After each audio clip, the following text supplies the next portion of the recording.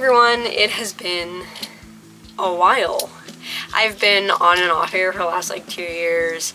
I barely made any videos and I'm back. I have been in a lot of pain the last 2 years. I think physically I have not been doing well.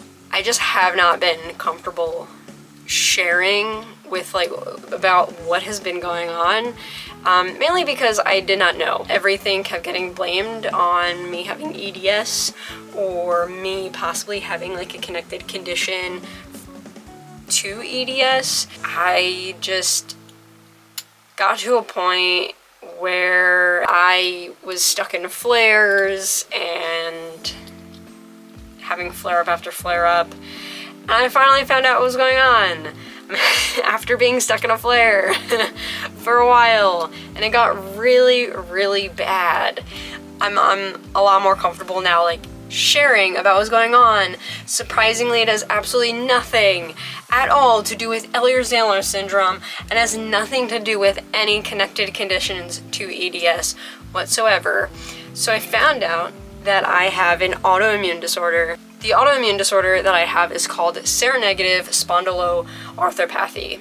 And I also have a subclinical IBD along with it. In the midst of getting a bunch of lab work and tests in order to find out what autoimmune disorder I had, also found out that I had PCOS in the midst of all of that. We went through this whole kind of dating back period of how long some symptoms happened and were happening for what are these like possible symptoms, like what was EDS, what is autoimmune, what is potentially PCOS, which is something that I'm even trying to work through of what is these things. With doing that, I was able to really date back that some symptoms that are autoimmune related have actually been happening and progressively getting worse.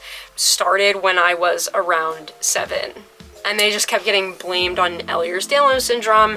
Some symptoms even got so bad, it was assumed and even misdiagnosed as a connected comorbidity condition of Ehlers-Danlos syndrome.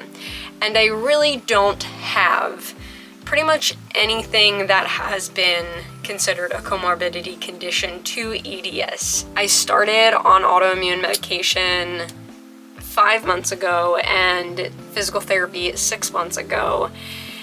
And the physical therapy originally was for my shoulder and my clavicle. Physical therapy then evolved into my back, shoulders. It's really just focusing on my core, my back, because when I started the autoimmune medication, a month into me going to physical therapy, very quickly learned I had no idea how to use my back muscles. And to give you just like a general idea of like SPA and EDS, so Ehlers-Danlos syndrome has hypermobility with it. So your ligaments overstretch and you can be hypermobile. Whereas seronegative spondyloarthropathy has a stiffening effect. It's an autoimmune disorder that can stiffen your back because it can create inflammation that comes off the tendons of your spine. And those two together, apparently there's not many studies about it because I've been looking.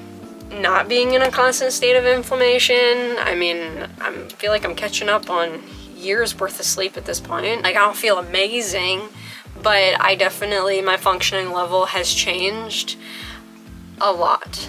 This is the first time I've ever felt relief in some directed areas of my body. So, I don't want to jinx it, but I'm happy to be back on here. Never know how to end these things, ever. But if you guys have any questions, you can put them in the comment section below, and I will be back soon.